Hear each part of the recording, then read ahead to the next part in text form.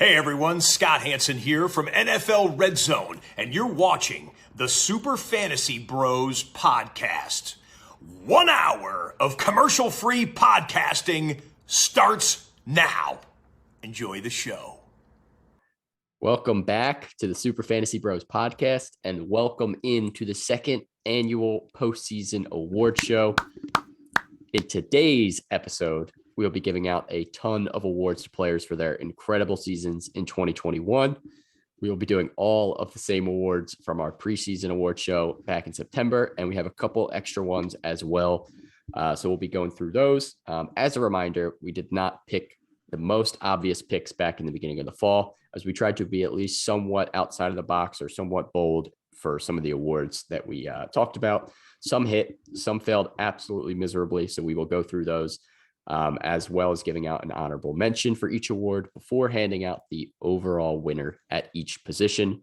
If you don't understand anything I'm saying, you'll understand it once we get through a couple of awards.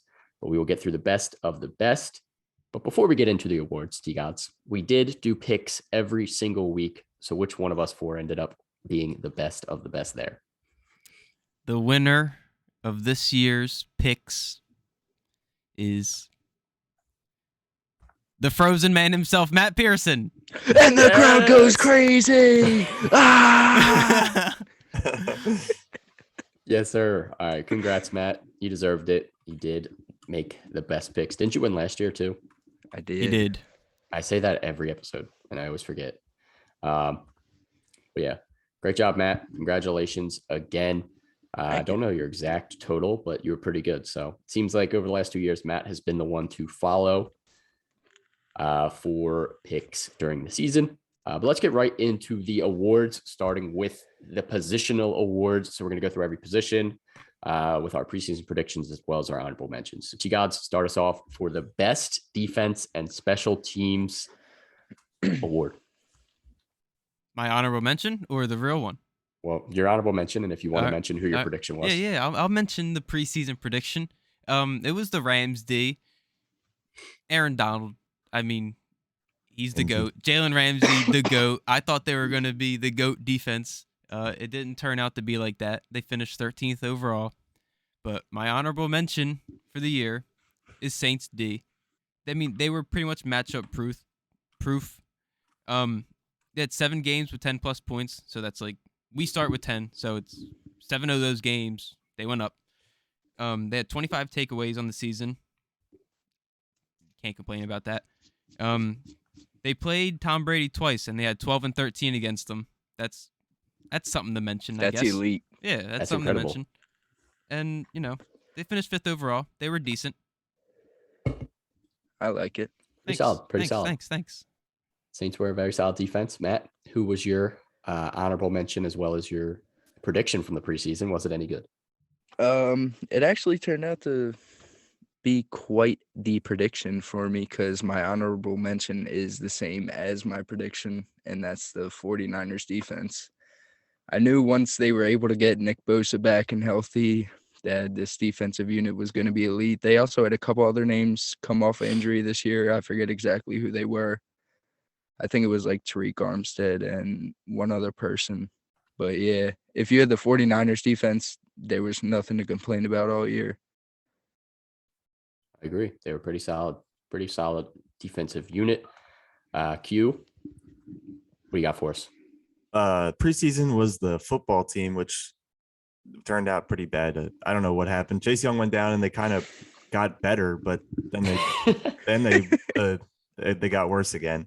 My honorable mention is different than what I mentioned before we recorded, and I'm going to go with the Patriots. They finished third best defense from week 7 to 13. They had like a stretch where they were just scoring massive amounts of points, but after their bye week 14, they kind of went pretty bad. They had a game in the negatives and then 2 games 5 or below. So they always seem to somehow have great defensive seasons. Yeah, for sure. Washington was not Washington, obviously. The Patriots were a good defense. Washington was not. I'll wrap it up here for the best defense for my prediction anyways, before we get to our overall winner. So I predicted that the Bills defense would be the best defense, which turned out to be a very good prediction as they did finish number 2 almost number one. I was very close to hitting the nail on the head here. That's why they're my honorable mention here as well. They were monstrous this year. And as I pointed out in the preseason, all of the QBs they played were pretty bad. And some of them ended up getting hurt. So they even ended up playing some even worse quarterbacks. So it ended up working out pretty good. The Bills were a very solid defensive unit. And if any of you listened to me on the preseason show, you'd be happy that you drafted them. I wish I drafted them. I did, loser. Actually, you're the winner. So yeah, you did win. So we didn't even mention that. I won the chip. Congratulations to T-Gods. Of course. Bringing it in for the podcast fam. I think we did mention it. No, we didn't. We mentioned you were in the chip wait till the end. At the last one. But yeah, congratulations again, T-Gods, for winning the chip. Thank you. Why don't you announce our overall winner as well for the best defense? So they thought they were being funny picking me to announce this award. The entire league seems to think that I love the star. I do not indeed love the star. Do I like Dak? Yes. Do I like CD? I love him. And you like Jerry Jones. Okay, that's a lot. But anyway, the winner for best defense in fantasy of 2021 is the Dallas Cowboys. That was not expected. Not expected at all. But 100% undrafted too. As a whole, their defense had 9 touchdowns and 34 takeaways. That's a good defense. Yeah. That's good for fantasy. No doubt about it. Yeah. Cowboys defense, super strong unit. Congratulations to them for winning our best defense award. Let's get on to the best kicker award. Q, start us off. What did you have? And just about the Cowboys, last year they finished 21st defense. So that's why they probably weren't drafted, because them in Seattle were like on pace to be like the 2 worst defenses. And things changed. Things changed quick. Micah Parsons. And Diggs, even though he's kind of trash. But best kicker. In the preseason, I picked Blankenship, who ended up going on IR. Did you guys see the picture of him with Cuevo? They did a before and now. He's dripping. Yeah, you have to look. He's all dripped out with Cuevo. He took a picture with him when he was on Georgia, and then last night, or when the championship game was. But hilarious. He went on IR after 5 games, and I guess never came back because they brought in Bagley. Is that who it was? I forget who the kicker they brought in. Badgley, I think. Yeah, Badgley. Yeah. And he ended up being a good replacement, so I guess they just never brought him back. But honorable mention, I'm going to take Jake Elliott, who finished kicker 6. From week 8 on, he only had 2 games under 8 points. They were stinkers, but he pulled through for me round 1 of the playoffs, somehow beating off 2 positional players. And he was pretty good. The Eagles offense kicked it up a notch at the end of the season, and he definitely benefited from that. Yep. Jake was a very solid kicker. T-Gods, you got for us honorable mention? My honorable mention, Justin Tucker, the GOAT, of course. He helped me win a chip. He missed 2 kicks all year. He's just dummy accurate. He knows what he's doing. He finished kicker number 3, and in the chip, he scored me a nice little 15 from your kicker. Come on, man, that's like flex numbers right there. Can't complain about it. A little bit better than flex numbers right there, buddy. Yeah, that's pretty solid. Thank you. Pretty solid. Matt, what do you got for us? My preseason prediction turned out to be absolute dog water. That was Jason Sanders, however you say it. But I'm pretty sure he was number 1 last year, finished number 22 this year. But I got to rock out with T-Gods on the honorable mention. Thank you, Justin Tucker. He made history this year. Hit, what was it, like a 67-yard field goal? Something like that. 6. It was crazy, and it bounced right off the fucking crossbar and right in. Helped us hit on our parlay. So crazy, Justin Tucker, you have all my respect.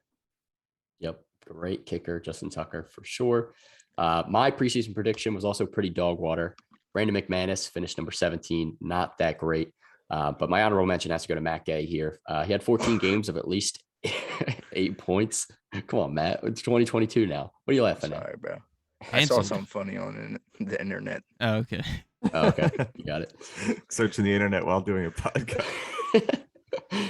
Matt Gay did have 14 games, though, of at least 8 points. You really can't ask for much more than that. That is super consistent.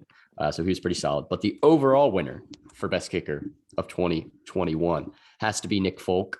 He did not finish as strong as you would have hoped, but throughout the season, he was hitting 15 plus points super often. I think he had at least like 6 games of at least 15 plus points, or maybe 4, and then at least like 7 or 8, at least 11 points. So he was all over the place, putting up big kicker numbers. Patriots obviously weren't that great in the red zone with Mac Jones. So Nick Folk benefited a ton from that. And Patriots kickers usually tend to do well. We know back in the day, Gostkowski used to be number 1 every year. So Nick Folk, solid. Patriots kickers, always a safe bet for some fantasy points. Let's move on to some more interesting awards here. So let's move on to best tight end. Q, again, start us off here. What do you got? So preseason, I took George Kittle. He missed 3 games throughout the year. I remember at the beginning of the season, we were kind of split here with who was number 2, Waller or Kittle. And it seemed to be Waller at the beginning. And I would say it's Kittle now. Actually, it might be Kelsey number 2 now because of Mark Andrews number 1. But my honorable mention is going to be Pat Freiermuth, who came on a little bit late in the season. He finished tight from week 8 on to the end of the season. He finished tight end 7, finishing over guys like Hawkinson and Waller. Though they did have injuries. That's still pretty impressive for some guy who was behind Eric Ebron starting the season. And I think he may have finished either above or right below Kyle Pitts, who was supposed to be the next Jesus Christ at tight end. All right, you guys, what do you got? Okay, tight ends. Here we go. My honorable mention is none of them, because besides the top 3 or 4, they're all trash. They're all trash. I've been saying it for years. Tight ends should not be a necessary position in fantasy. I'm sorry, but it shouldn't be. It should be a flex. You can own the top 4 if you want them, but you should not have to have one, because this year the tight end 5 had half the points as the tight end 1. So like, they should be chalked. Tight ends do suck ass. I do agree with that. They are not as consistent. Matt, what do you got for us? My preseason prediction wasn't too bad. Okay, cool. Matt, are you still here? That's a good prediction. The camera was frozen and now we can't hear you. Matt, if you're still looking, there's the signal. We can't hear you or see you. So Matt did have Kyle Pitts as his preseason prediction. Wait, he's back. Let's go. Oh, I'm here. Congratulations. Could you guys not hear me? Couldn't hear a you were word you gone. said. Oh, I said the next coming of Jesus Christ at tight end finished tight end 5 on the season. He had a lackluster year, only scoring 1 touchdown, but he's filling in that Julio role perfectly. Had over 1,000 yards, but honorable mention has to go to George Kittle. He proved me wrong this year. I mean, he did miss 3 games, but other than that, he was hot all season long. He was hot, especially before the playoffs. I believe he scored like 36 and then 32. But if he did make the playoffs with him. Okay, yeah. Dude, he's like a ventriloquist. He was talking without moving. That was crazy. Yeah, that was crazy. Matt, we lost you again. I don't know why.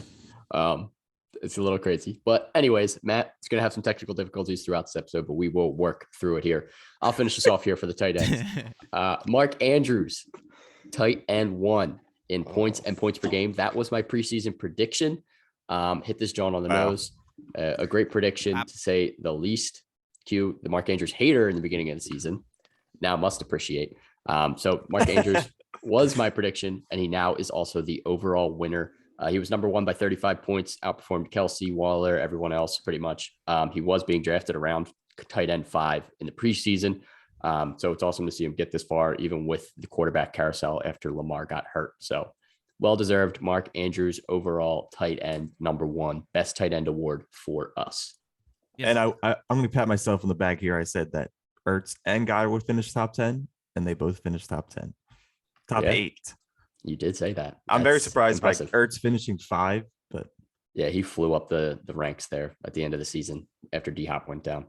Yes. Good for him. And I forgot to mention that my preseason prediction was Darren Waller, and he finished tight end 17.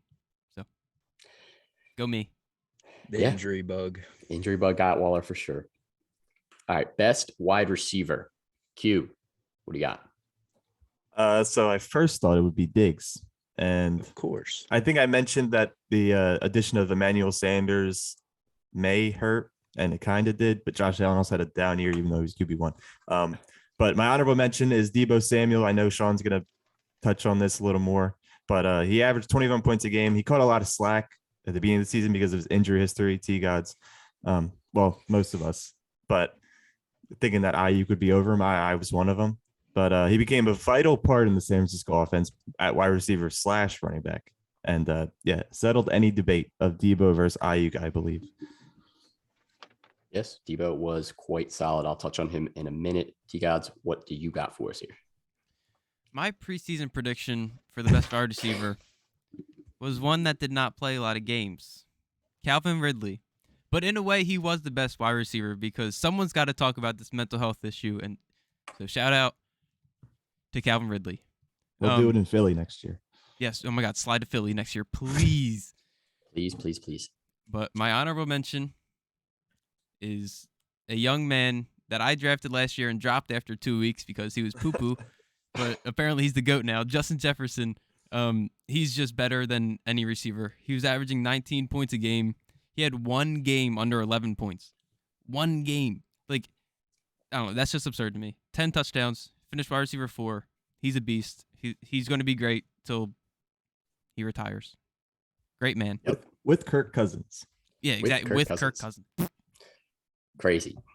It probably helped Matt? all those games that Dalv missed. Sorry. Yeah. Sorry. No, you're good. Oh, yeah. Sorry. it's all right, Teagues. I'll probably cut out while I'm talking again. Talk fast. My preseason prediction, definitely looking back on it, had some bias in there. It was Keenan Allen. I drafted him as my wide receiver 1, although he did not disappoint me at all. But the best wide receiver when it mattered most goes to Amon-Ra St. Brown. I don't hate it. I love that. If you made the playoffs with Amon-Ra St. Brown and you just played him in your lineup all throughout the playoffs, 9 times out of 10, you won that championship. Mm-hmm. And he had a big part to doing it. So shouts out to Amon-Ra St. Brown. Honestly, anybody on that Lions offense who can produce numbers like that, you got all my respect. Big facts. Quick fact as well. On ESPN leagues, Amon-Ra St. Brown was the most owned player on any championship roster. Oh, you're an asshole. I was going to use that at the end for my trivia. Well, as the fun fact. As the fun fact. Sorry, I apologize, but just wanted to shout that out. That fact Anyways, is fun.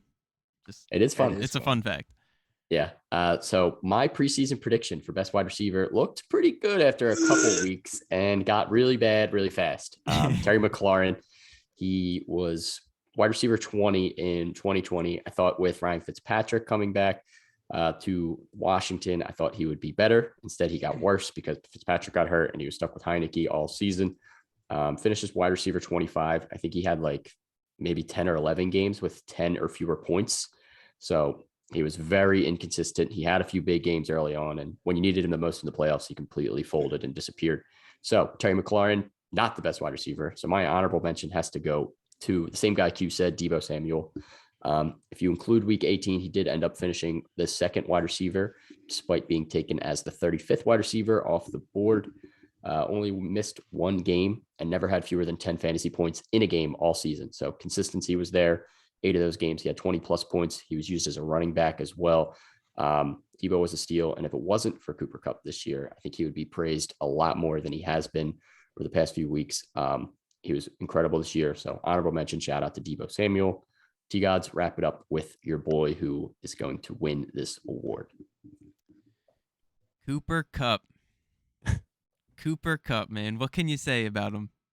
What can't you say about him? What can't you say about this man? He won me the chip. He single-handedly won me the chip, bro. He was so good. He had 145 receptions, 1,947 yards, and 16 touchdowns, averaging 26 fantasy points a week. Absolutely absurd. Numbers. He's absurd. Dude, he had like 14 games with at least 20 points. It was insane how consistently elite he was. Nuts. I want to question, like, is it going to be the same? Like, obviously it won't be the same next year. I don't think it could be any better than this, but like, is it just a 1 year and then next year he's going to go back to what he was? But why would it not continue? They also get Robert Woods. Yeah, but he was doing this with Robert Woods. He was. So like I think But, it's and Matthew OBJ? Stafford. Robert Woods was catching a groove though, and then he got hurt. They have a lot of mouths to feed still. That would be a big Woods question. Big question Jeff next year OBJ. going in the drafts. Like, how far are you reaching on? Cooper Kupp? Regardless, if I end up with Cooper Kupp as my wide receiver 1 next year, I am perfectly fine with that. Yeah, 100%. I'll try my best to make him my wide receiver too. He was my wide receiver. You better go wide too. receiver, wide receiver. Yeah, good luck with that. No shot next year. All right, let's get into the best running back award. Q, what do you got for us? What do you got? I thought it would be Saquon, but Saquon.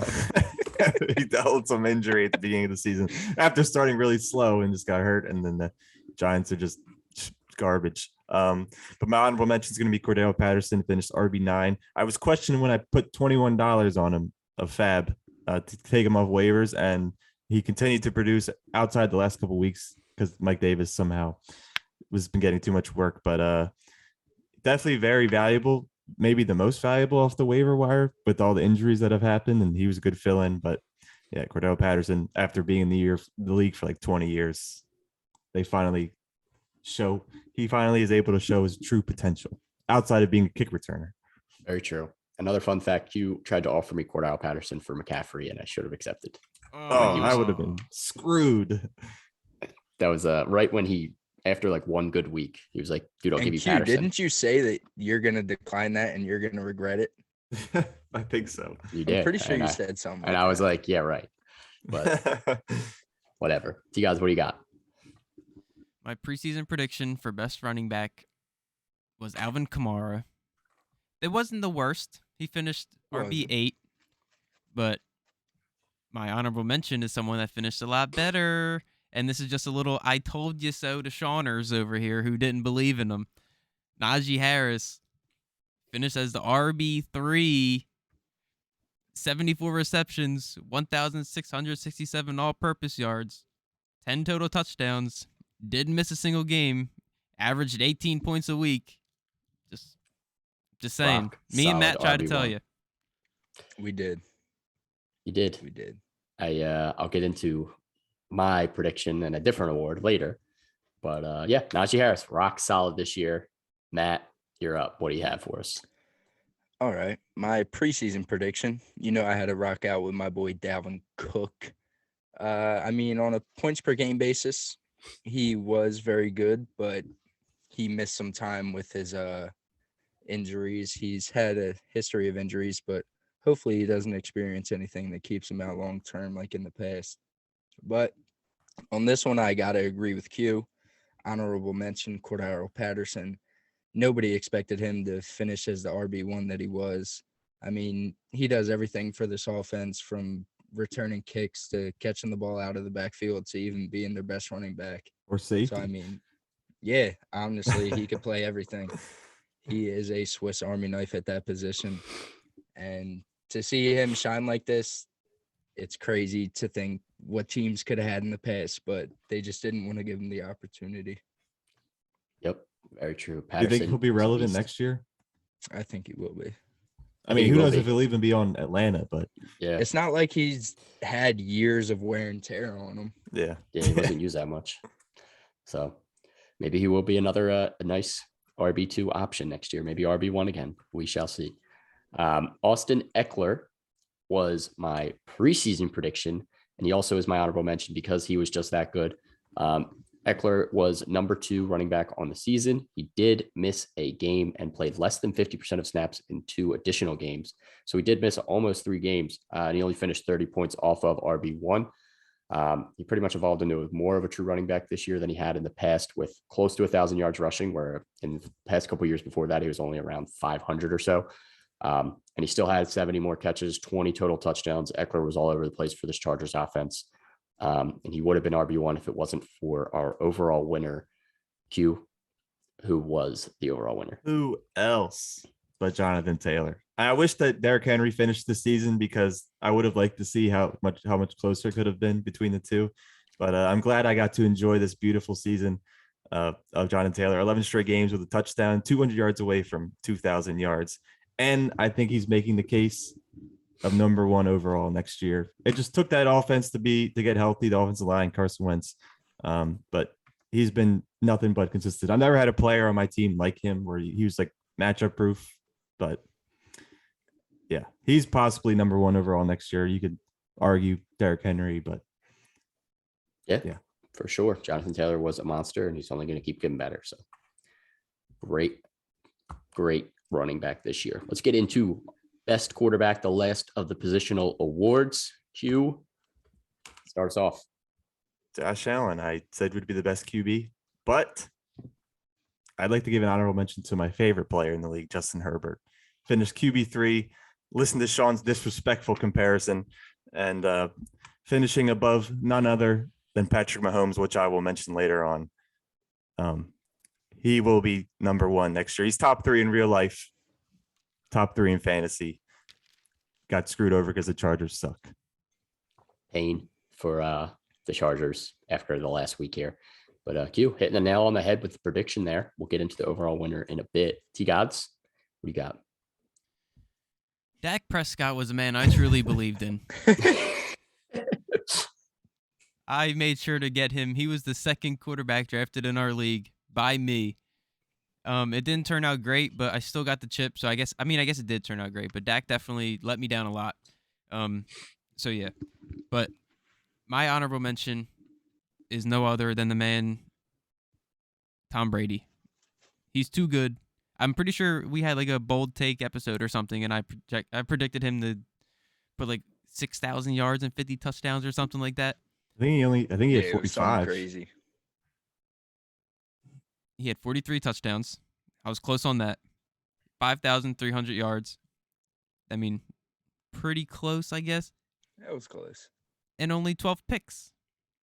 Yeah. That's efficiency right there. Very solid. 10 out of the 17 games, 30 plus. Yeah, maybe if he scored against the Saints, he probably would have gotten those 50 touchdowns, but yeah, Brady was a monster this year, to say the least. He's going to lose this week. He's going to lose to the Birds this week. Go Birds. All right, Bro, Matt, we need Foles to just be on the sideline or something, right, or in the stands. He has to be. He'll be there. in the stands. He'll be in a club box seat. And then Doug Peterson just hanging out. Oh my god. All right, Matt. QB. Well, I shot a complete airball on this one. My preseason prediction was Russell Wilson. He did deal with injury throughout the year, but I can't even defend this man. When he was healthy, he wasn't the greatest by any means. So my honorable mention has to go to the one who led my hometown team to the motherland, and that's Jalen Hurts. This man, he was a top 5 quarterback for a good amount of the season, I believe. And for a while, he had a streak going of no less than 20 points a game. So if you might have even drafted Jalen Hurts as your QB2, and he ended up being your QB1 real quick. So Jalen Hurts, a beast. Certainly. I don't know how you cut off again, but you did right at the end, as always. But that's okay. Bro, I think it might just be like his video catching up because it was frozen. I don't know. But anyways. Can you hear me now? Yeah, I hear you now. You're back. Did you miss everything I said? No. We heard just the end. We got the gist. Yeah, we definitely got the gist. The gist. Jalen Hurts is the man. Uh-huh. Yep. All right. So my preseason prediction was kind of 2, I guess. I said Kyler was my favorite again, but I still stuck with the Ravens in the preseason and went with Lamar Jackson. The tight end prediction did work out. The quarterback prediction, not so much. I'm still going to shout out Lamar as an honorable mention here. He did only play 11 full games, and through week 10, he was top 5 on the season and only 10 points back in 4-point passing touchdown leagues. I think he was maybe 20 back of number 1 at that point as well in 6-point leagues. So overall, Lamar was pretty rock solid. He was pretty consistent through those first 10 games. Fortunately, got hurt, kind of derailed the Ravens season as a whole at that point. But Lamar Jackson still proved that the season before, where he was just number 10 on the season, that was a little bit more fluky. He still got the talent to be top 5 fantasy quarterback next year. So definitely someone to keep an eye on. But Matt, we're back to you. Who is the overall winner that Q may have touched on a bit ago? I hope you didn't touch on him, but the winner of the overall winner for quarterback of the year has to go to Josh Allen. And even what seemed to be a down year for him, he finished QB1 in fantasy. I mean, he gets it done on the ground, through the air. It doesn't matter. Regardless, he is going to put up big numbers for this team and your fantasy team. So if you have him in a dynasty league, please hold on to him for dear life. Yeah, you have to. He's been too solid. But for redrafts, sorry. Go ahead.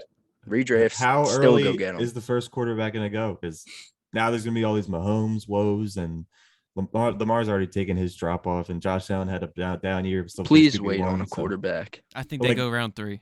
Mahomes, do you think he goes number 1? Mahomes still might go number 1. Yeah. I don't know. The fans just love him. He didn't go number 1 in our league this year. Josh Allen did. Didn't. No, wait, I took Mahomes.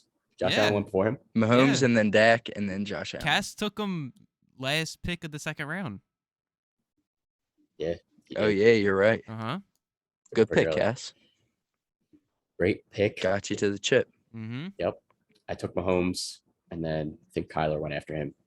But yeah, either way, we'll see what happens next year for quarterbacks. Maybe we'll have an episode coming out soon with some way too early rankings, but we're going to continue the awards for now. If the Chiefs win the Super Bowl and Mahomes is going off, they'll use that recency bias to probably take that into the draft. 100%. Whoever snaps in the playoffs is probably going to get some bias pushed up too. All right. I mean, is it really biased if it's Mahomes? No. Kinda.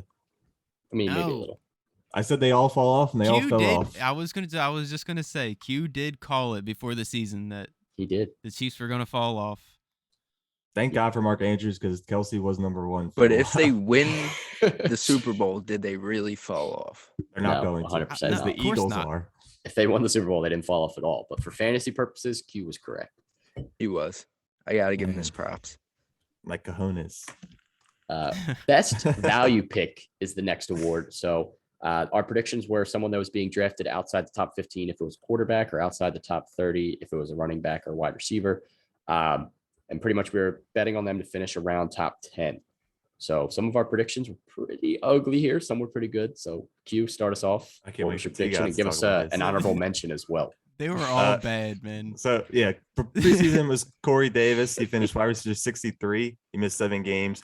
But the preseason, like, they were talking about him, and Zach Wilson had, like, this crazy connection where he was going to be the guy, and they both sucked.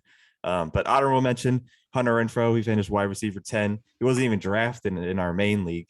Week 12 on, he finished wide receiver 6 with 17.4 points. And Waller being out obviously helped a lot. And that idiot who had that accident, that him being gone helped a lot also. So I think he'll still be a top 20 wide receiver next year. But no one really expected Hunter Renfrow to be as good as he was. Yeah, 100% agree. He was definitely a great value for anyone that ended up drafting him on draft day. T-God's best value pick. What you got? Okay, preseason. I'm all happy and ready to see AB come back and play with Brady, and it's going to be great. And it started out very, very, very good. Very good. He was averaging at least 20 points in those first 6 weeks. 5 or 6 weeks. He was really solid. He was super solid. And then he gets hurt, and then we don't have to talk about AB anymore, whatever. We know what happened. But my honorable mention, Jamar Chase. In our league, in our main league, he was taken as the 90th overall player. Yo, you got him for a steal because of those preseason woes, bro. I know. A steal. If anyone did their draft late, he probably fell so far with his ADP in the last couple weeks there. Actually, it might have been more than that. I might have done the math wrong. Either way, No. It was the 90th. He was taken 90th overall, finished as the 18th overall best player in fantasy. Steal. Yeah. Steal. That's some great value right there. 81 receptions, 1,455 yards, 13 touchdowns. Top 5 wide receiver. Yeah, top 5. 18.5 points a week. Come on. Yeah, Jamar Chase, rock solid. Obviously preseason. I'll touch on that later. All right, Matt, what do you got? I couldn't have missed any more again on this preseason prediction of Laviska Shenault being the best value pick. It looked good preseason. I was riding with it, but did not work out. That Jaguars team was a dumpster fire all year. So, honorable mention again, Amon-Ra St. Brown. He was the best when it counted the most. Like, what was he going? I think I was looking at dynasty ranks earlier, so I don't know how accurate they were. I had his ADP at like 200 and something. I don't know how accurate that is, but it was somewhere around there. 211, wide receiver 71. He was not being drafted in a lot of drafts. So if you ended up with Amon-Ra on your team, stashed him, used them when it counted, it worked out in your favor. Yeah. Anyone in a 10 or 12 team league that stashed Amon-Ra for that whole time is crazy, but also a genius. Crazy genius. Yeah. Nuts. I'll finish this up here with my best value pick. My prediction was Michael Pittman Jr., and I'm going to stick with that as my honorable mention as well. Pittman did end up finishing wide receiver 22, did slow down just a little bit for the playoffs there. But at certain points, he was nearing top 10, top 12 wide receiver throughout the season. Colts ended up running the ball, obviously, as their main form of attack throughout the season. But Pittman was rock solid all the way through. He was pretty consistent as well. So loved me some Michael Pittman Jr. this season. And I think he was a pretty good value for where you got him. I think he was being drafted as like wide receiver 45 or so. So 20 plus positions ahead of where you expected. Ended up working out pretty well. But Q, good job. Hit us with the overall best value pick from 2022.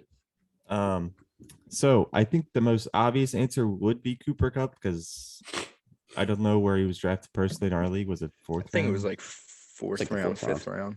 And being wide receiver 1, can't beat that. That's like the Diggs of last year, but a million times better. But I think we went with Deebo Samuel finishing as wide receiver 3. Also, I would say an RB1, but they don't really count him as that. Touched on him a lot earlier. Lots of injuries, but pulled through. And yeah, Deebo Samuel, best value pick. And I think he will be right in this area, maybe not top 3 next year, but he'll be a top 10 guy. Yeah, he'll be up there. Yeah, I think he'll have to be. He was so Trey Lance. So solid. We'll see with Trey Lance as well, or what if they stick with Jimmy G. Depends on how they do in the playoffs, of course. But yeah, Deebo was rock solid. 84th overall, wide receiver 35, all the way up to top 3. Can't complain about it. Fantasy performance of the year. So for this one in the preseason, we just kind of predicted which player and like kind of what we thought might happen. So Q, start us off. What do you got? What I predicted was week 1, Brady versus the Cowboys. I think I said he would score like 6 touchdowns and help T-God's prediction of 60, but or 50. But he only had 35. That was the fifth best game of the season. But I have to go with Jonathan Taylor's 5 touchdown performance, 54 fantasy points. Why I say that? He did it on the road against the number 1 rush defense, ran all over him and caught a touchdown. I'm putting it over Jamar Chase's game because this was during the regular season, towards the end of the season, where like people needed wins. This had to have gotten you a win. Jamar Chase's was in the chip. If you had him, you probably were. I don't know. But I think this Jonathan Taylor's game was more impressive against the defense that he played against, and it was more. I believe it was just more important, more impactful throughout for the season. Yeah, Fair enough. JT. Good argument. Fair point. I like it. Yes. My fantasy performance of the year prediction was Keenan Allen. I predicted 22 catches to break the reception record in a game. That clearly did not happen. He had 1 game with 12 catches, and his best game was 22.4 fantasy points twice. So nowhere near what I expected. But my fantasy performance of the year, honorable mention, has to go to Amon-Ra St. Brown in the championship. 8 catches, 111 yards and a touchdown, added 2 carries for 23 more yards and another touchdown on the ground, 35.4 points. There's been a lot of Amon-Ra love for this podcast and just throughout the playoffs in general. He carried your team and got you all the way to the chip. Amon-Ra was a beast. So I think that performance definitely deserves a shout out for the chip. Where's the love for his brother? Equanimous. Equanimous. He'll get that love from his father, John. John Brown. All right, T-Gods, what do you have for us here? So I didn't have a specific prediction on a certain player, but that player was Chubb. I did honestly believe he was going to have just an insane season. Super good running back. I don't know. I love that man. But I will spoil, me and Matt picked the same player for this one. And he's also the overall winner. Matt, who's it? Got to go to Jamar Chase. Easily Jamar Chase. In the most important game of the year. Bro, you're dropping in the 60. fantasy championship. You're dropping 60. 11 catches, 266 yards, 3 touchdowns, 59.6 fantasy points. You can't beat it because you got beat by him. Very true. He was a monster in that game, to say the least. So, a beast. Congrats to Jamar Chase. He could have beat your opponent by himself. All right, that's a stretch. There might be a lineup that's true. Yeah, there might be. You could probably piece one together with some pretty decent players. Yikes. But yeah, Jamar Chase, I'm sure he'll win more awards as we keep going here. Most improved player, the next award on the docket. We had some interesting predictions for this. Q, start us off. Damn you, Matt. I believe Matt's hype of him being top 12 or whatever the hell. Whatever it was. It looks so good when he was rushing 3 for weeks. 2 touchdowns a game. But I picked Sam Darnold. He was QB 31. He did move up to QB 29 after missing 5 games, so he improved. But my honorable mention is going to be Cooper Kupp, who finished last year wide receiver 26 to this year wide receiver 1, receiving the Triple Crown. 12-point improvement per game. I don't know how much better you can get than that. You can't beat it. Too good. T-Gods, your good prediction here. My prediction was Mike Williams on the Chargers. Prediction. Matt hated that. Matt I did. said, I did. Spit right on me. Throughout the season, You did. became You one admitted with you were your, wrong. Take. So it's I okay. did too. I didn't like it much, and I know I admitted it as well. I mean, Michael went from wide receiver 46 to wide receiver 17. Correct? Mhm. Yep. Mhm. Impressive. At one Top point 20. being debated over Keenan. Yeah. That was an argument we had. It was. First through Do you 5 think games, he that's was still easily an over argument Keaton. carrying into next season? No, because he won't. Okay, It's calm good. down. I think the Eagles are going to get him next year. Someone's signing him, and I don't know if it's the Chargers, but we'll see. Chargers are going to get A-Rob. We Juicy. need No, it some. doesn't matter because we're getting Calvin Ridley. Yeah, I'll and take Mike it. Will Facts. Oh my God, both. over Jalen Rager. Stop. All right, T-Gods, who's your honorable mention, though? Hunter Renfrow, the man that surprised many, many people. Last year, he was wide receiver 59. This year, he's wide receiver 10. What an absolute beast. He went from 56 receptions to 103. 656 yards to 1,038. 2 touchdowns to 9. Yeah.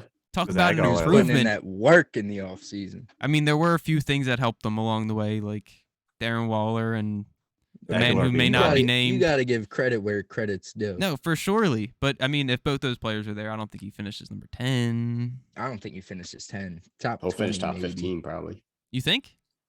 He was consistent with Waller there, so You're right. I don't think he would fall that off that hard. It's pretty good, pretty good. Matt, you're up.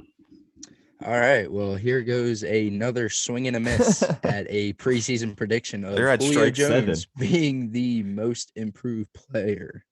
That was very bad. In 9 games, he went from wide receiver 51 to wide receiver 104, baby. Woo! That is not the direction we were looking to go in. So honorable mention has to go to Cordero Patterson. Graduated from just a special teams player to a very special overall player for the Atlanta Falcons. So, I mean, we could talk about him all day and his success that he had this year because nobody saw it coming. And if you said you did, you're a liar. Facts. Big time liar. What if his parents said they saw it coming? Would you call them liars? You're Yes. liars. My preseason prediction was also pretty dog water here. piggybacking off of one of Matt's predictions earlier, I had Laviska Shenault, who was wide receiver 45 last year, being the most improved player, and he actually was worse at wide receiver 58. He didn't miss a game either, so don't know how that happens, but Jaguars were a dumpster fire. So my honorable mention goes to Darnell Mooney, who was wide receiver 50 and improved all the way up to wide receiver 23. Everything was pretty much stacked against him this year, and he still managed to finish as a low-end wide receiver 2 in 12-team leagues. Destroyed Allen Robinson pretty much as the only good wide receiver pass catcher on this team in general. Played with 3 different quarterbacks and a competent head coach. Mooney was pretty much the only bright spot aside from David Montgomery on this team. And I hope that he can continue that next year with Fields at the helm and a new head coach. Maybe Doug Peterson? Maybe. And we'll see. A-Rob probably gone. A-Rob probably be gone too. So Mooney will be a hot name next year for sure. Definitely someone to keep an eye on. But let's get into the overall winner for most improved. We're going to rock with Joe Burrow. Went from quarterback 25 all the way up to a top 5 quarterback. Joe Burrow was honestly a beast this year. There was a couple spots where you were like, is he slowing down a little bit? And then when you needed him the most at the end of the season, Joe Burrow started snapping. If you started him in the playoffs, he was a lock for some points. So Joe Burrow, rock solid, most improved player. Congratulations. Let's move on to the second year breakout. Now, Q, start us off. So I thought it would be Henry Ruggs, but he might have to break out of prison now. That's who I had as my second year breakout. But my honorable mention, fuck that guy, first of all, is going to be Michael Pittman, finished wide receiver 21 after finishing wide receiver 79 last year. I would give a lot of credit to Wentz because he's definitely a million times better than what Phillip Rivers was that last year. So, I think hopefully he could be more consistent next year, but I would definitely have him as a wide receiver 2 and be satisfied. Yeah. Pittman, rock solid. Ruggs in prison. So, and he's going to be on that felony bracket we do one time. Felony bracket. I just keep adding up. To work on a different type of breakout. All right, T-Gods, what do you got for us? God. I just want to say we're all laughing because in our Google Doc, we have like where they started, like the year before, and then where they are now. And it says wide receiver 95, and then the other side just says prison. But before the season started, I thought that CD Lamb was really going to show us something crazy this year. To be honest, he was pretty much just average. He went from wide receiver 22 as a rookie to wide receiver 19 in his sophomore year. But he did miss one game. I mean, who knows? Maybe he could have been 18. But or 23. Could be. My honorable mention. Just talked about him.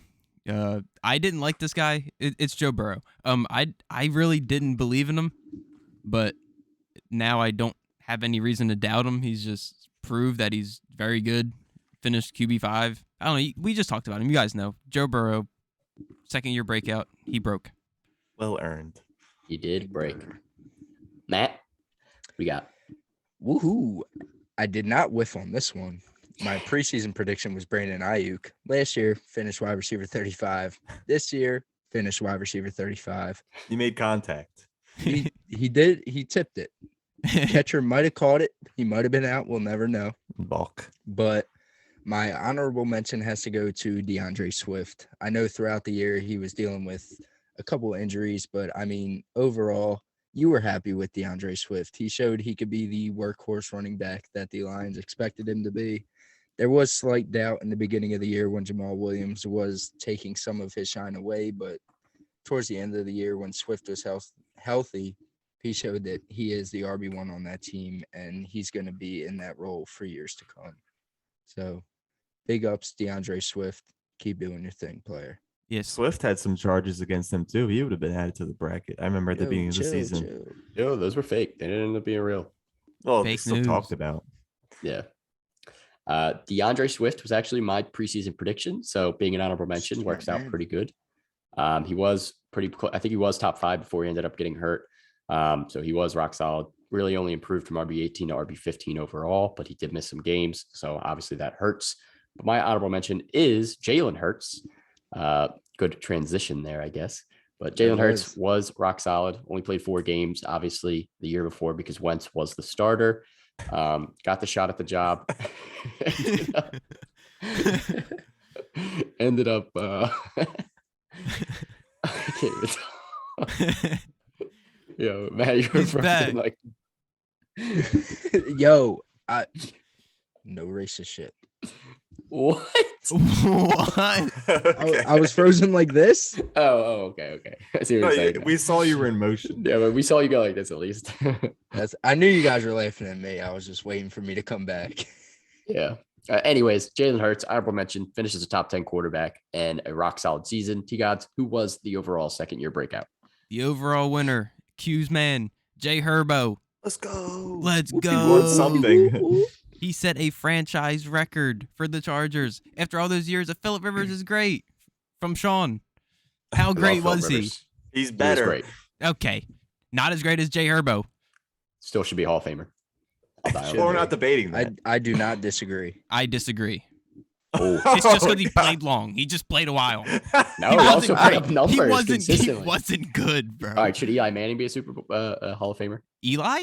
Yeah. Yes. Oh Why? my God! Why? I might have to leave. All right, we'll have a Did debate in he the not offseason. beat Tom Brady twice in the Super Bowl? Yeah. Did he Well, not do that? We can have this conversation another How many day. Super Bowls has Phillip Rivers been to? No. He may have more kids Exactly. than He hasn't playoff been to wins. any. And More Eli kids- won 2 against the More GOAT. kids than playoff wins. More kids than playoff wins. All right, whatever. Playoff Continue. appearances. Average. Hey, Average This- healthy quarterback. well, we'll just give praise to Justin Herbert. It turned out to be a Phillip Rivers roast.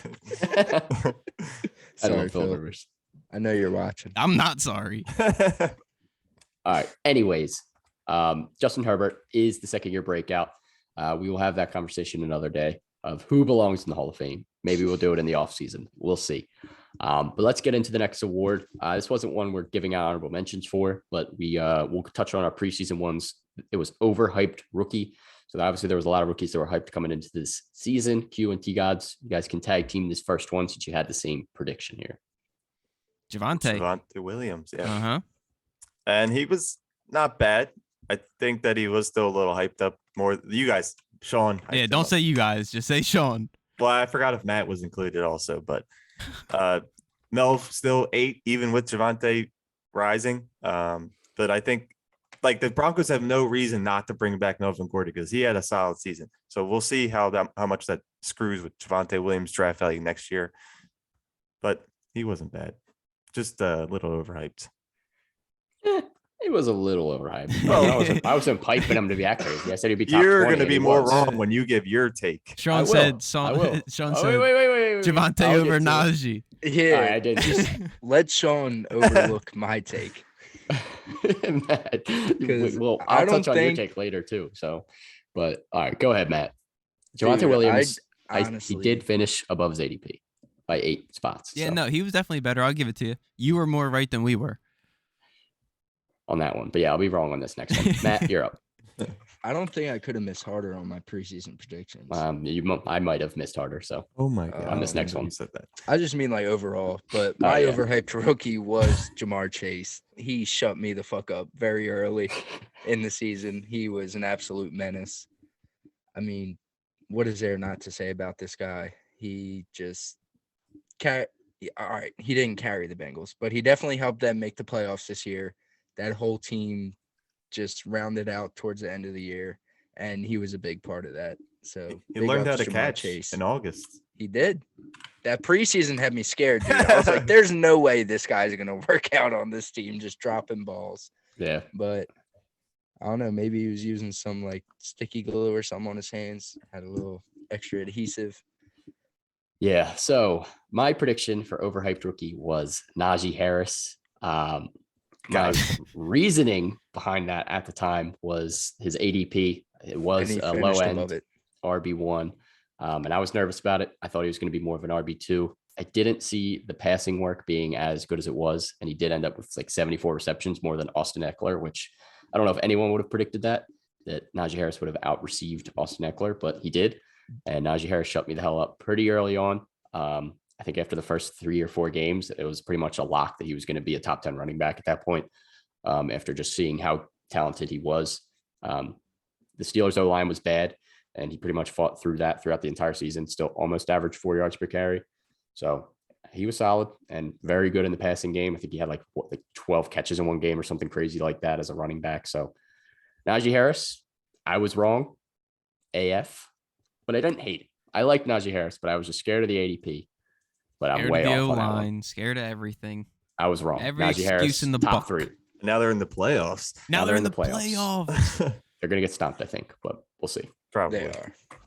All right. Q, hit us with the overall winner for the overhyped rookie, someone that was actually overhyped. I don't personally agree with this, but it's Trevor Lawrence who wins this award. I think it could have been Kyle Pitts with his 1 touchdown, Tony Gonzalez, 1,000 yards, 1,000 yards, 1,000 yards. Tight end 5. I know. Tight end 5. QB 33. 23. Still bad, though. Lawrence did have He a didn't miss a terrible game. season. He led the league in interceptions, but I give credit to his piss poor cast of weapons and his bad coaching situation where his coach would rather get grinded on at the bar than go home with his team on a Thursday night. So yeah, T-Law, he did look good his last game of the season. I think he'll be back. Hopefully James Robinson comes back fine and they add some sort of wide receiver that's not LaVisca Chenault. Dan Arnold. We'll see what happens with that team. Hopefully Lawrence does get better. He did show some sign of hope in that very last game of the season, but 3 games with 20 plus fantasy points, 14 with less than 20. That's just sad. Sad for T-Law. But yeah, let's move on. Trevor Lawrence, most overhyped rookie for sure. Bold stat takes. So this one, we don't have any honorable mentions because these were just takes we had start prior to the season. Some extreme, overwhelming, bold takes. So Q, start us off. Yours was pretty good. I did say it earlier, but I said Herbert would finish over Mahomes statistically and win MVP. Did not win MVP. Well, we don't know that. Probably Maybe not. there's some If the Chargers made the playoffs, he could be in the discussion. Yeah, they didn't make it. More yards, more touchdowns, No less shit. interceptions, more rushing yards, more rushing touchdowns, and a better fantasy finish. They just couldn't get him to the playoffs. But Mahomes, I'm sorry. You're not You the best in the washed. AFC West anymore. Herbert will be QB1 by the end of next year. Wow. Savage. All right. Stamp it. And last year, he was just a waiver wire pickup, and that's when I fell in love with him. And now he's All right, calm at the down. top. Calm down. All right, T-Gods, what did you have? My bold stats for the year. Christian McCaffrey, 2,000 rushing, 1,000 receiving. Let's not talk about it. We all know what happened. We did. Unfortunate. Yep. Very Unfortunate. Matt? My bold take was Aaron Rodgers breaks the touchdown record with an extra game, and I blame this on one thing and one thing only. COVID. Very early in the season, he lost the touchdown receptions leader at the tight end position, and that is Big Bob Tunyon. If he had Robert Tunyon all year long, he breaks that record clean. Maybe he does.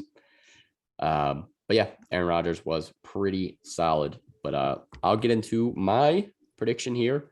My prediction was that Joe Mixon will finish the season with 50 plus catches, 1,300 plus rushing yards, 10 plus touchdowns, all career highs, and solidify himself as a top 5 running back. And my boy did almost just that, but pretty much solidified himself as a top 5 running back, finishing number 4, just under 1,300 yards at 1,205. He did have 16 total touchdowns, so well over 10, and just under those receptions as well at 42 instead of 50. I did expect him to be used more in the passing game in general, which he did get more involved the last couple games, but throughout the season, he wasn't used consistently in the passing game with Samaje Perine being involved more at points in time. But in the end, Joe Mixon's a top 5 running back, and I'll take that to the bank. For about like 8 weeks, you could have made a touchdown parlay of Connor, Taylor, and Mixon. You would have been a rich man for like 8 weeks. Yeah. Because they were automatic. Yeah, they just kept scoring. Mixon is a good running back. Thank you. He's good. Thank you. With an injury. I was history crazy now. last year. I was crazy out of it, but I'm happy that You were crazy up until this year, and I still think you are crazy. he's solid. And he's on a better team now too. So lucky the guess. Bengals are finally good. Maybe Mixon over D-Hop doesn't sound crazy now. No, it doesn't. Mixon over D-Hop this year is a good pick. Yeah, for sure. I don't know about next year though. Yeah. All right. The next award was the Injuries Ruined His Season Award. So T-Gods, start us off. We do not have predictions for this one because we didn't want to predict injuries. So honorable mention here. Honorable mention, Antonio Brown. If you didn't know, he has more than one injury. It's not just his ankle, it's also his brain. No, he doesn't have CTE. He does have CTE. Maybe worse things than that. We don't know. Yeah, but AB, get some help.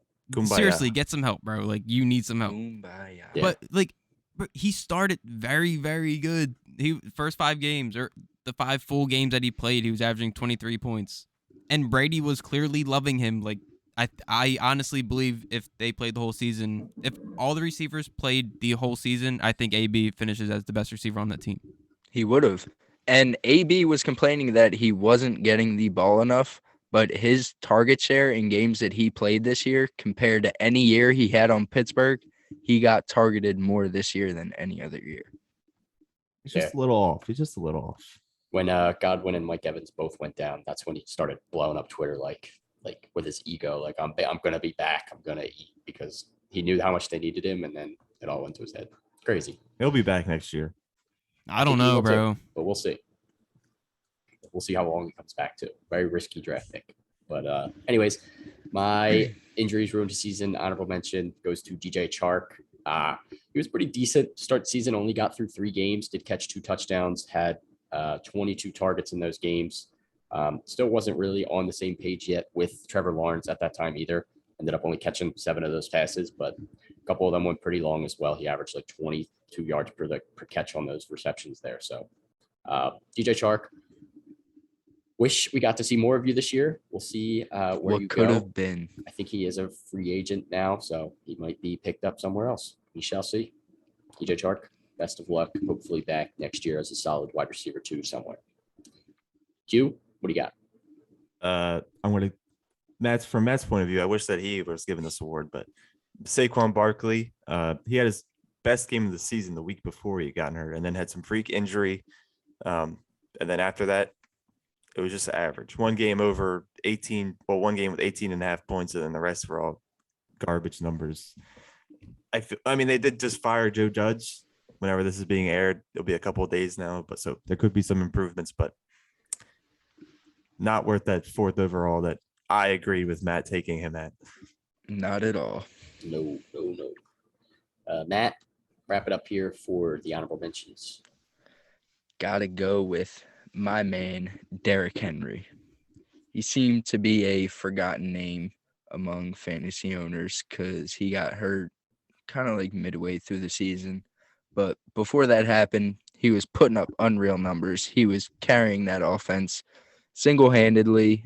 And when he did get hurt, Yep. Lost him. He's Right probably after going to when he mention did get how hurt. like he was still like top 5 in rushing yards for like 8 weeks. Yeah, easily. And he was also, I think he still finished definitely number 1 in fantasy points per game among running backs. I think he averaged like 24 points this per game. season, like I called. Yep. Did you hear me? Oh, yeah. Yep. Heard everything. Yeah. Derrick Henry That was a good would have take. ran for another 2,000 if he never got hurt. We witnessed the derailed Gators team when he lost it. Oh, my God. Gator was looking great. Then How come every time I start talking, I cut off? I don't know. It's nuts. All right, Your Q, Josh. who's the overall winner for injuries ruined this season? Did we?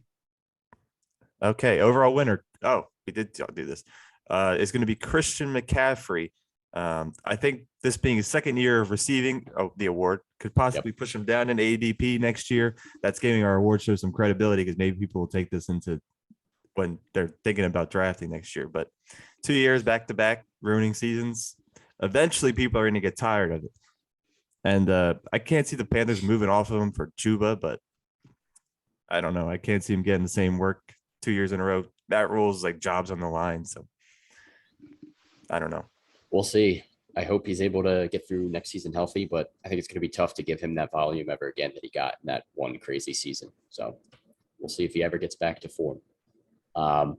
Moving on to the next award before we get into the final three. The player we talked about the most on the Super Fantasy Bros Podcast Award. We talk about a lot of the same guys week in and week out, doing similar episodes every week, going through the predictions as well as just analyzing what happened the past week. And we know there's some inconsistent guys out there, so they usually end up who we're talking about the most. So you got to start us off. So I think we talked about Kyle Pitts the most this year. For the whole beginning of the season, it was like next week's the week. He's gonna break out. Kyle Pitts, he's gonna do it. He has to. Then it was like Calvin Ridley's leaving. It's got to be Kyle Pitts now. It's gonna be the Pitts show. Then he went off like I'm pretty sure like the week before the bye, and then the week after the bye, and we were like, all right, like he's definitely good now. And then he just started doing real bad again. And then every single week we were like, if it's not next week, I'm worried. If it's not this week, I'm worried. Like, and then before we knew it, the season was over. Yeah. Crazy. He was just super inconsistent, as well as just no touchdown upside. So every week you really needed him to get those yards and receptions to even be relevant. Yep. The one saying that worked was, if it's going to be any week, it's this week. And I think that was the London game week before their bye. And that's when he went off. Yep. Yeah. And he went off again, and then he disappeared, and then throughout the rest of the stretch. But he was like still in most of our top fives every week in our ranks. Like, and he ended up finishing top 5. So it was never wrong, but it just sucks. It was like consistently like meh. Yep. It was just like, all right, he got me 7. All right, he got me 8. But yeah, my honorable mention has to be Myles Gaskin. I think he was someone we talked about pretty much every single episode, just because of how up and down he was. Pretty much every other week. At one point, we had figured out that every odd week he was rock solid until about week 12. And then in the even weeks, he was brutal. And in some games, he was just awful. Like week 4, 0.3 points. People were starting him in their lineups. And then the next week, after you bench him because of that terrible performance, he puts up 31 points. Myles Gaskin was a huge headache all season long, up and down. And then even into the playoffs, if you decided to start him somehow after the bye week, he was absolutely brutal. Less than 7 points in every game to finish the season once they ended up signing Duke Johnson because of COVID and everything. Duke Johnson. Yeah, lost his job to a free agent off the street running back. So Myles Gaskin, talked about him every single week, and he was super inconsistent. Somehow still finished one spot off of a low-end RB2. Good for him. That's how fantasy works. He'll probably be on a new team next year. We'll see if Gaskin can reclaim any of that fame. Q, who's your honorable mention here? Mr. Automatic Touchdown, James Conner. He was only brought up every week because most of us guaranteed a touchdown. Sean was so against him until he had gotten that job because Edmonds was out. But it was a back and forth thing. Even off the pod, I'm saying like James Conner, guaranteed 1 touchdown. He's the definition of a guaranteed touchdown. Mm-hmm. You can't take him away because he just gets more. I think it was really unexpected by him. I mean, he did it with Edmonds, and then without, he looked like early Pittsburgh days. Yeah. I think 2 games, still finished RB5. He's like one of the players, like we said, like you can't give touchdowns, you can't take them away, but like he was one that you could literally give a touchdown to, like before the week started. Yeah, literally almost every week. What do you have? 20 plus touchdowns? Oh my God, did he really? No way. I don't think he finished with 20 plus, but I think he did have. I think he only had 5 games without and missed 2 games and still had like at least 15. He had 15. Yeah. Oh, 15 rushing and 3 he had receiving. 18. So he had 18 touchdowns. 18. Missed 2 I know games. it was close. And wasn't the starter for half the season. So touchdown machine. That's basically a touchdown a game. Yep. James Conner was solid. Matt, who's your honorable mention? Who do we talk about the most?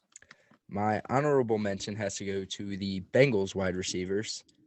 Towards the beginning of the year, we were just talking about them because they were so unpredictable. Honestly, it could have been anyone in any given week.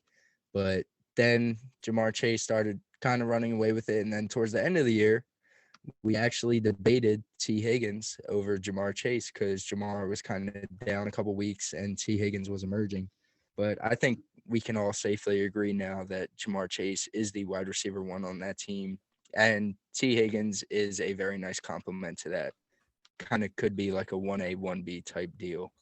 And can't even sleep on Tyler Boyd. Yeah, let's say he had 1 week. You can't. He has he finished wide receiver 31, so solid flex. And the last 5 games, he had at least 10 points in every single one of them, peaking at 20. So yeah, if you get a piece of that Bengals offense next year, you're feeling pretty good. But the overall winner has to go to Tyler Lockett. From him just being on Calm or Chaos, Cap or No Cap, coming out of your mouth. Sean's god-awful comparison saying Jay Herbo is the Tyler Lockett of That was ugly. That That was did not sense. age well. But I feel like Tyler Lockett was the Jalen Ramsey of this year. Because I know and Q last year, we were in love with Ramsey Island. No, I hated you guys mentioning it. But Tyler Lockett over DK? Now that's frozen? Oh, well, he's good. Tyler Lockett over DK? No. It doesn't DK want to be admitted, but it's possible. DK just had 3 DK touchdowns. finished ahead of him still. Wide receiver 14. Lockett, wide receiver 15. Wasn't Lockett hurt, though? Lockett did miss 1 game. DK missed no games. So, yes, maybe you're right there. I'm still defending that take. Herbert versus Lockett, at least through 10 weeks or 11 weeks. Yeah, it's bad. Herbert was just as inconsistent. Every other game he was bad. And then finally got some consistency through the He last still 6. finished QB3. I know. He got consistency. He finally heard me, listened, and said, you know what? I'm not going to be inconsistent anymore. Oh, Matt's in trouble. He just dove. He just dove off the screen. Yeah, Matt literally just took a break. Anyways, let's get into the last 3 awards here. Fantasy Rookie of the Year. Q, start us off. So I thought it would be Trevor Lawrence. Oh, which I boy. was, like, very, very wrong. Big miss. But I'm going to take Amon-Ra St. Brown as the Fantasy Rookie of the Year. I lost what I had written down. But, from like week 14 on, I think I remember it. From week 14 on, he was wide receiver 2, right behind Cooper Kupp. So That's insane. That's he like led you to such a clutch time. Yeah. A Lions guy, the season's over for them, and somehow he just breaks out. But perfect time. He'll be very high on draft boards next year, I believe. But yeah, Amon-Ra. Yeah, Amon-Ra St. Brown. Very solid rookie. T-Gods, what do you got? So my fantasy rookie of the year in the preseason, I said it was going to be Najee Harris. And my honorable mention is still going to be Najee Harris. We talked about him a bunch. You guys know. Running back 3. He's great. Been great. Going to be great. Shout out Najee. Doubted and counted out by Sean.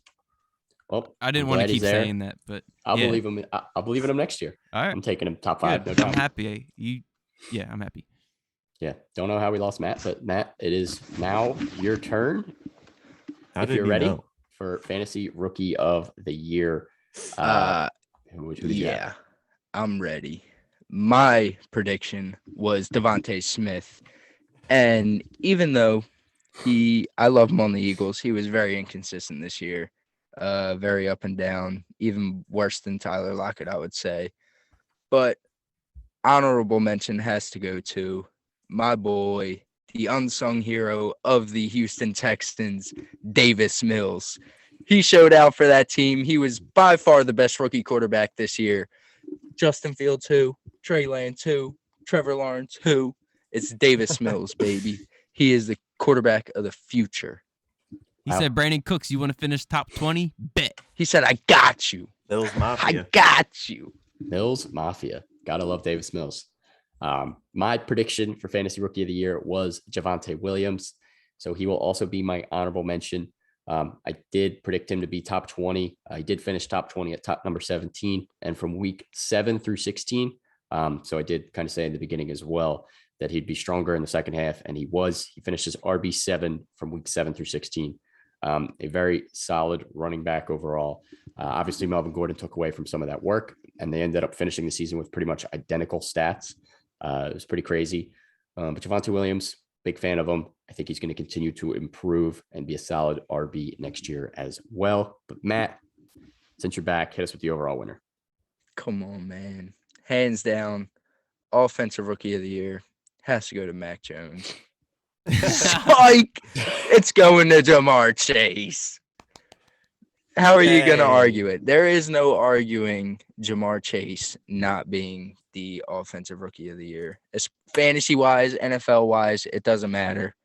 He was an absolute menace all year long, just terrorizing secondaries and doing his thing. So, Jamar Chase. Fantasy Rookie of the Year. Congratulations. Let's get into the fantasy least valuable player before we get into our MVP. Q, start us off with your prediction and honorable mention. I said it would be Rams backfield being the season. Henderson RB 13 from weeks 1 to 12, and then weeks 13 to 17 it was Sony who finished RB 4. Who the hell? He was a late season ad for the Rams. I'm still gonna take them because Darrell started strong.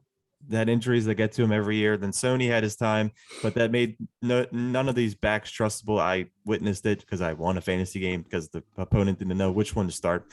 And now with Cam Akers' return, if he would have come back a little bit earlier in the season, they would just help my case even more because they just make this even a more confusing backfield to consider starting any. But next year, hopefully there's some value there, whether it be Cam and Darrell, Cam and Sony. Definitely Cam, solid. though.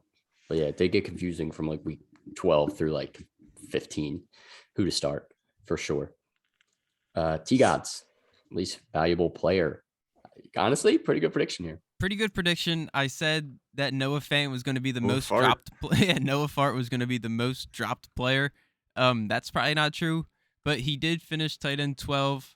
That was only 159 fantasy points on the year. Mark Andrews had double that. But Yeah. point is, doesn't matter.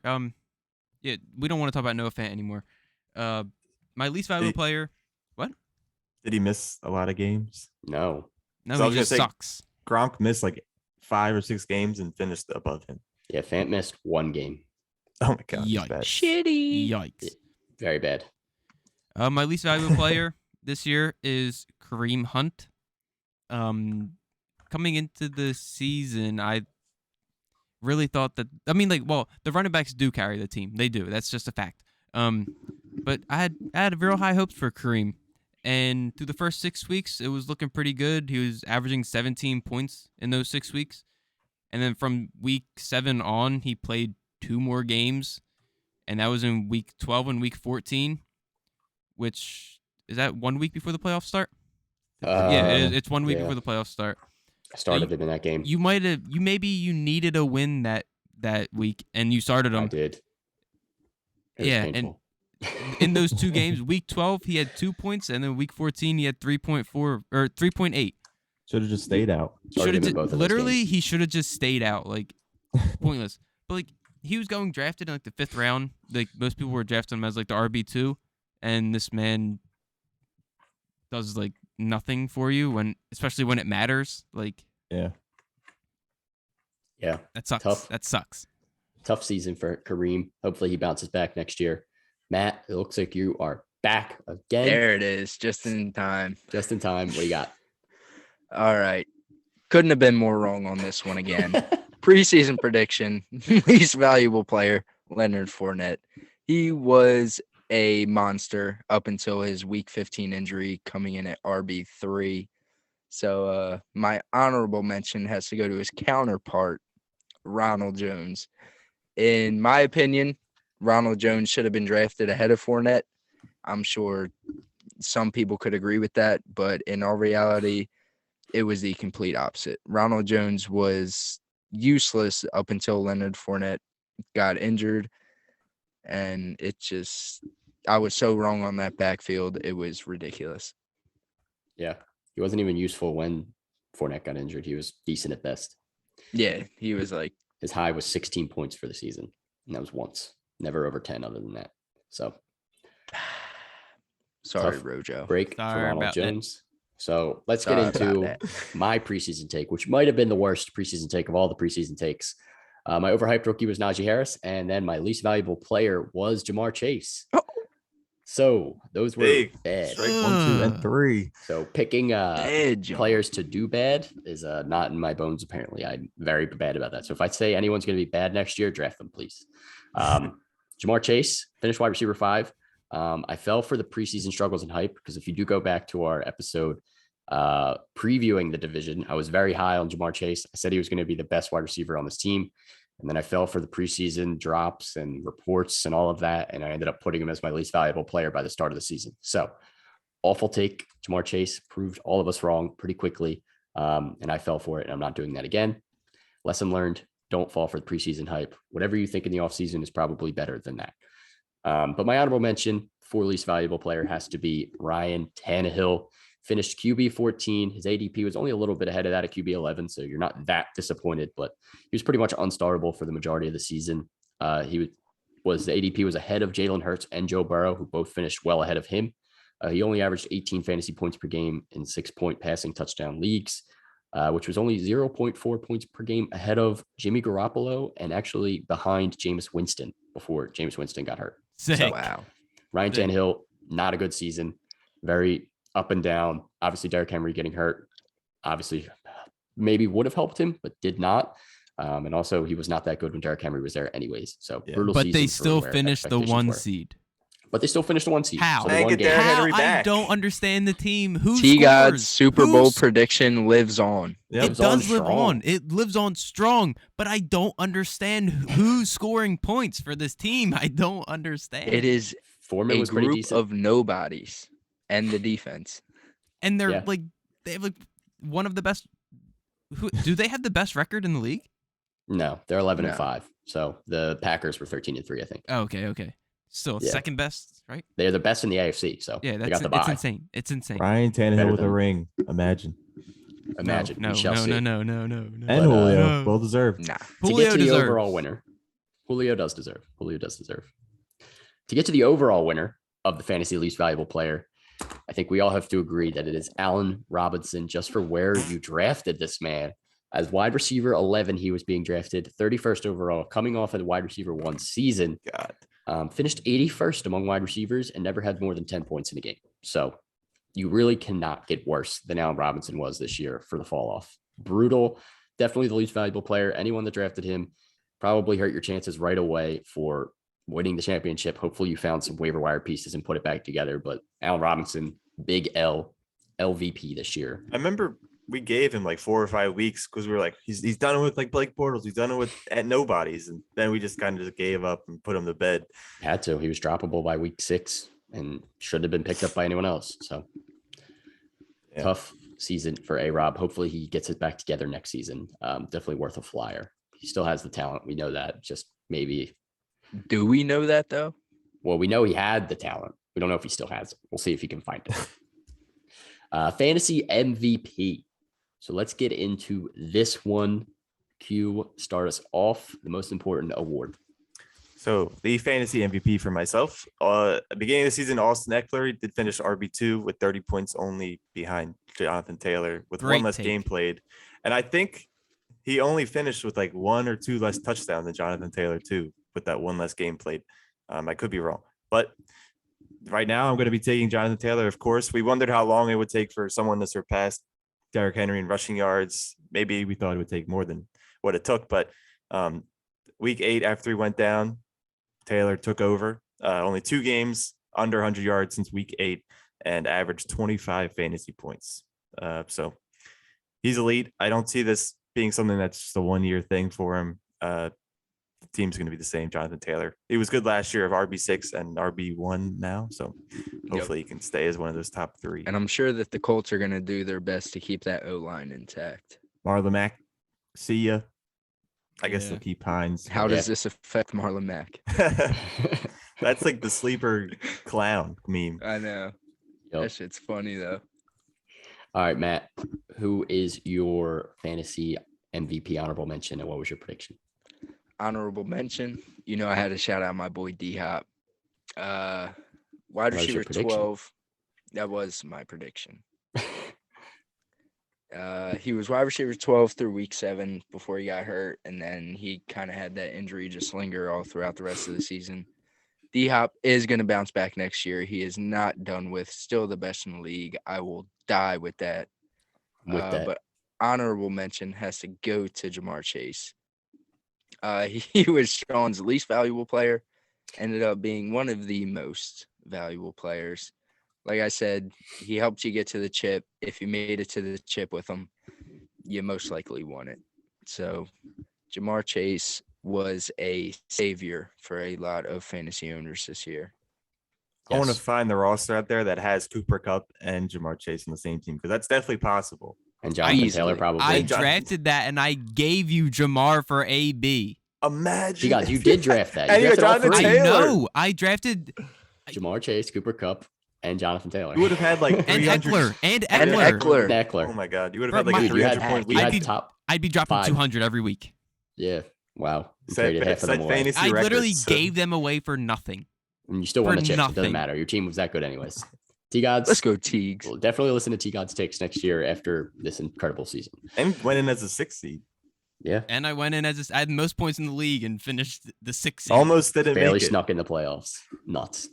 Anyways, my prediction for MVP was Kyler Murray. Bias continues. He did finish QB 10, even missing 4 games, which is still pretty impressive.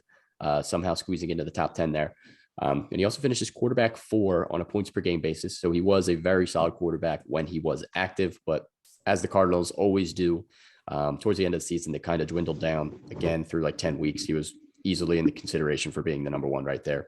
And then the Cardinals got banged up, slowed down, whatever.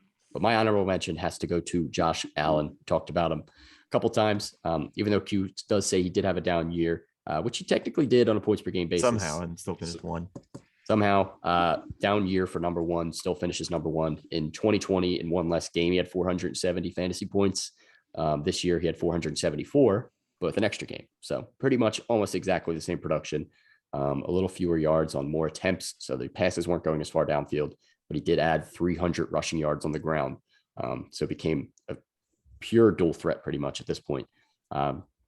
Josh Allen continues to be a rock solid fantasy stud and arguably will be the number 1 quarterback going forward for a while now in fantasy.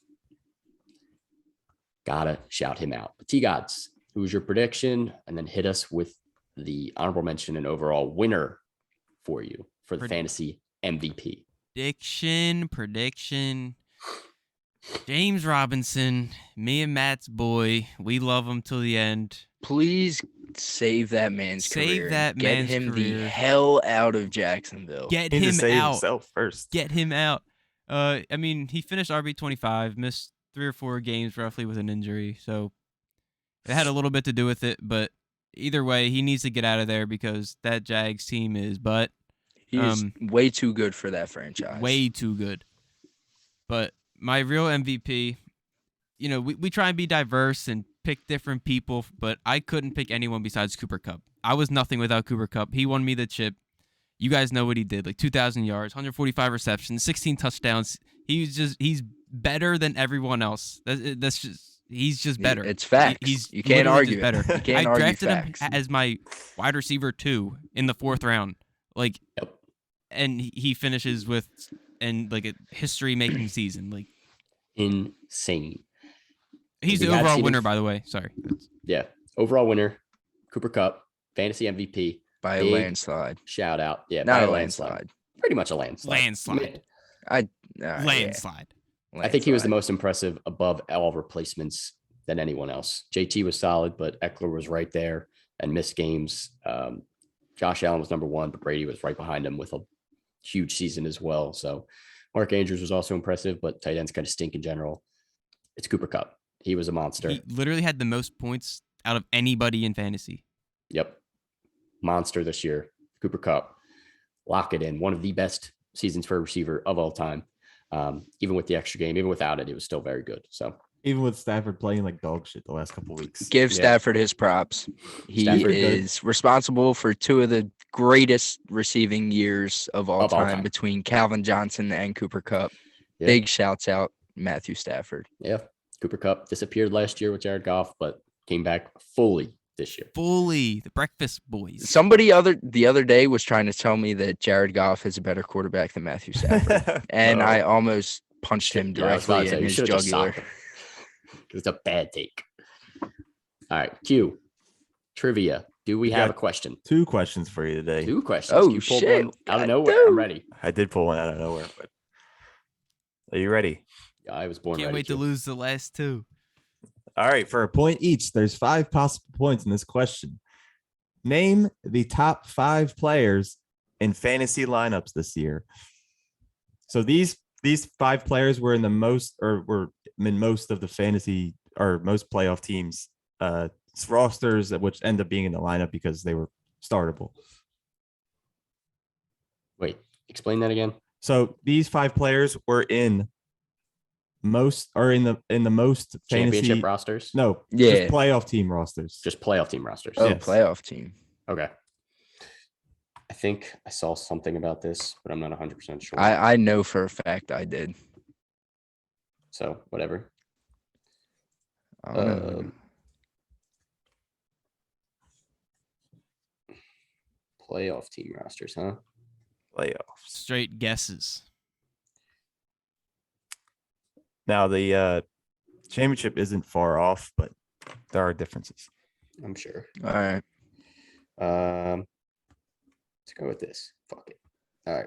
I got my 5. Fuck it. I got my 5.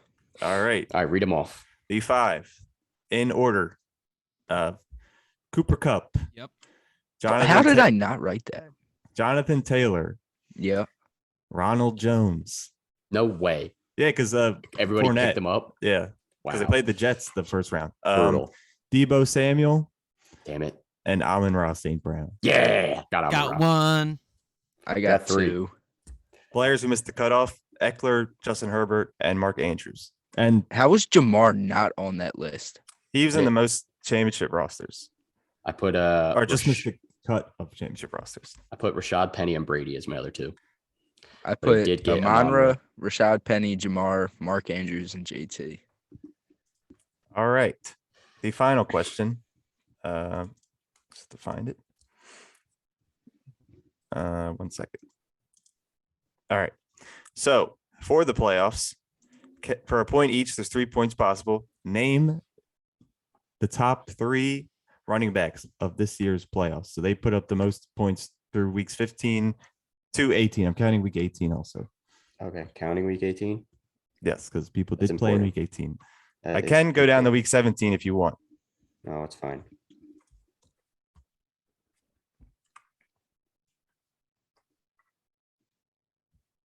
Who else would it be? Who else would it be?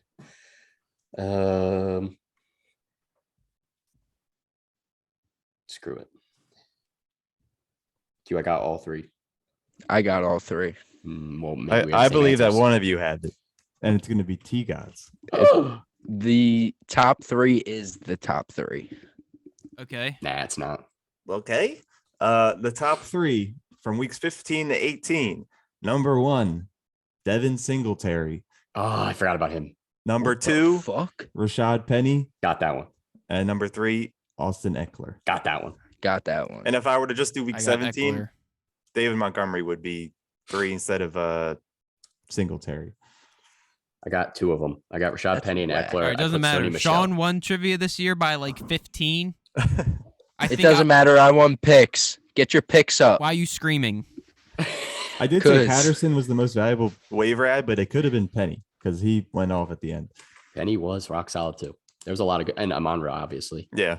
could have been him too. All of them were very, Rojo and very good. playoff lineups sucked.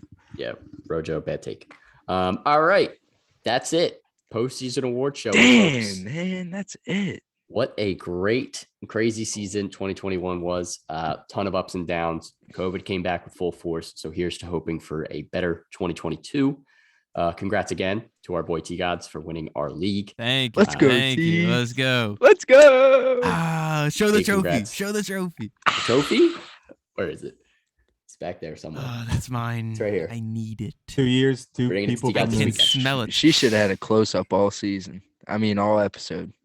Can't read. She's too No, far that's down. I he don't even wanna can't put her- flex it. He can't flex it. That's not fair. Yeah, I didn't win, bro. You guys can flex it. Eh. I soon was as we do our flexing it first- all the beginning of the year when it was at Bob's. It was almost yours Yeah, last that year. was when Matt. it was like, whatever. Could have had 2 Yeah, pod don't boys for remind the- me. Ryan Tannehill, worst quarterback of all time this year, fucking turned into Lamar Jackson in the championship. Yep. I don't All right. get it. Well, we'll be back in the next couple months here with some prep for next season and some off-season episodes.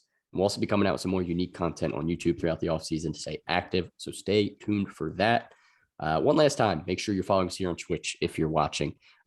Definitely check out Matt's camera right now because he looks kind of scary. Throw us a sub on YouTube as well.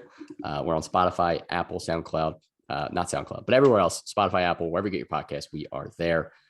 Twitter, Super FB Podcast, Instagram, Super Fantasy Podcast, and TikTok as well. And this year we actually did end up doing more episodes than last year. So big shout out for that. And we'll continue to try and continue to push that number. So I think last year we did 32. This year we did 43. Damn. So we're at, quick math, 85 total episodes. Let's go, baby. Number 100 coming next year. That's 75 total episodes. So big. This is actually the 75th episode. So 25 from 100. Happy NBA anniversary. 75. Yep. So we'll get to 100 for sure next year. We will be back. Season 3 of the Super Fantasy Bros podcast. Bigger and better things coming. So stay tuned. We will see you there. We'll be back soon. Peace. Love y'all. Yeah.